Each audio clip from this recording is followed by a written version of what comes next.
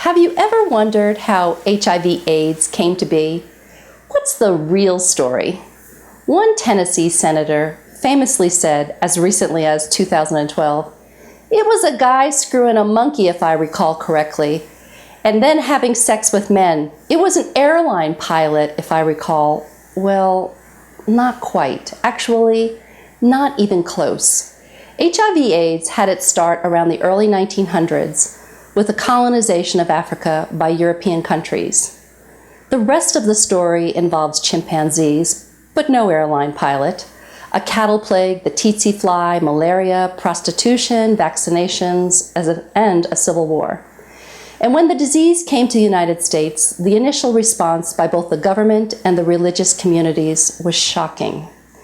In week 4 of the webinar and podcast series, Yvette and I discuss all of this, and we also differentiate between the terms sex, gender, sexual orientation, gender identity, and in particular, what it means to be transgender. How we treat others often comes down to what we think we know and what is actually true.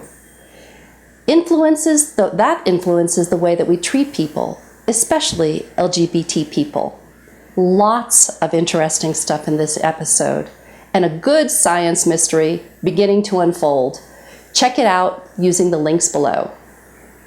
This webinar and podcast series, entitled History of Cultural and Religious Discrimination of the LGBT People in America, is available at sistersofthunder.org, as well as in the iTunes podcast store. They're hosted by me, Kathy Baldock, Executive Director of Canyonwalker Connections, along with Yvette Cantu Schneider, former policy analyst for Family Research Council and former ministry leader for Exodus International. Check out the links below to access these materials and gain better understanding of the issues dealing with sexual orientation and gender identity as they intersect with U.S. public policy, culture, and Christian faith. Thank you.